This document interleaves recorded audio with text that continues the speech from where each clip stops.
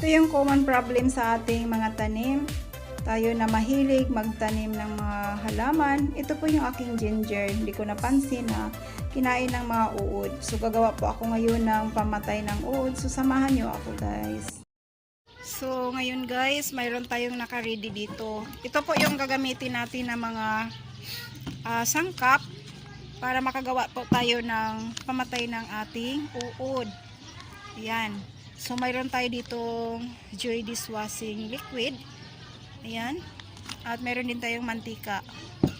Kasi ang mantika guys, kailangan natin to kasi ito yung maglalak ng mga uod na hindi sila makagalaw. At ito naman yung Joy, ito yung pumapatay ng ating mga insekto. Yan, kahit aphids guys, kayang patay nito yung mga uod. At haluan din natin ito ng bawang. Ayan, bawang. Kasi ang bawang, tinataboy nito dahil sa amoy ng bawang, tinataboy nito ang mga insekto. At haluan din natin ito ng sili. Kailangan natin dikdikin itong bawang at sili at salain natin, ihalo natin dito sa ating gagawin na pang-spray. At mayroon akong naka-ready dito na lagayan ng ating tubig kasi madami-dami yung ating isprehan.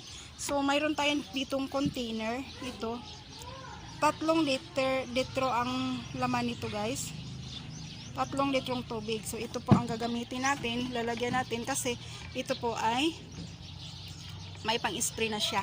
Pero bago ko siya ilagay dyan, dito muna ako maglagay ng tubig sa 1 litro. Ito po ay sukat nito, 1 litro po. Ayan. Ito na po yung 1 litrong tubig. So, ang gagawin natin guys, medyo matapang siya. Buhat ng marami talagang uod na kailangan na nating patayin. So, dalawang lalagay ko dito sa 1 litro na tubig, 2 kutsara ng Joy. Pero guys, pag nag-spray kayo, kailangan sa gabi, bago maggabi, bago sa hapon po kayo mag-spray, kailangan, ayan, hapon kayo mag-spray para maiwasan po natin na masunog ang dahon ng ating mga tanim. Pwede din ito sa bulaklak guys, pwede din sa ating mga gulay.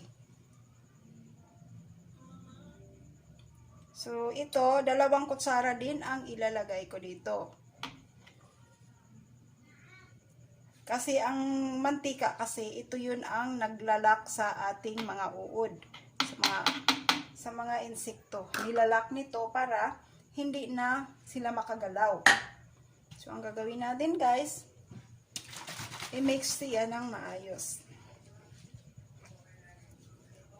I-mix lang siya guys. Ayan, ito lagay natin dito.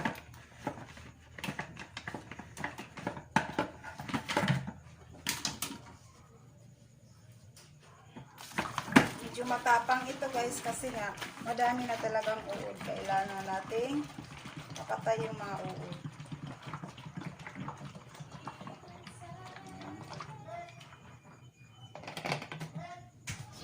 Yan guys, diktikin na natin. Pagsamasamahin ko na tong bawang at saka yung sili.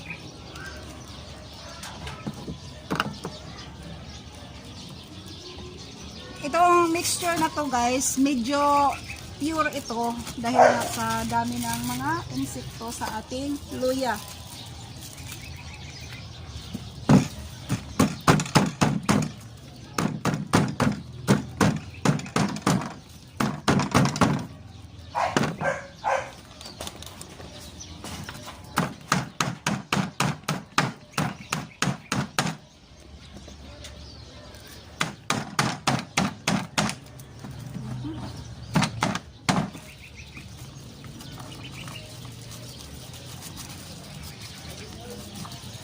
Kung mayroon po kayong almeres, mas maganda guys.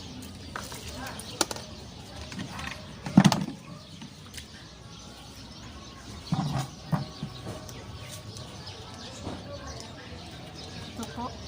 Hindi masyado na pero okay lang yan.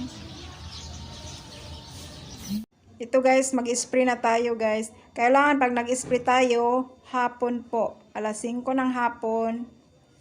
Yung malapit ng dumilim guys. Para prevent na rin na hindi po masira ang mga dahon ng ating mga halaman. At gaya nito, nag-spray tayo ngayong hapon na ito. Pagka kinabukasan, iwas out natin itong ginamit nating pang-spray. Ang gagawin natin, diligan natin ng maayos ang ating halaman.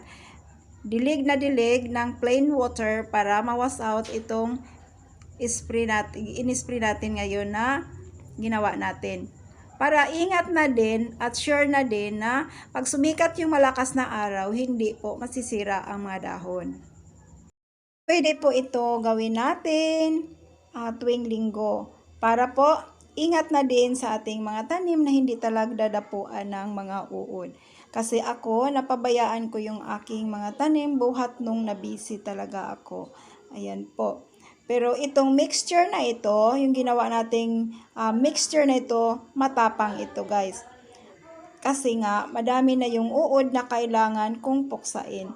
Pero sa next nitong, pag regular lang po kayong nagdidilig ng inyong mga halaman, bawasan po ninyo ang mixture guys. Sa 1 litrong tubig, kailangan lang 1 kutsara na dishwashing liquid at 1 kutsara na mantika, pwede na.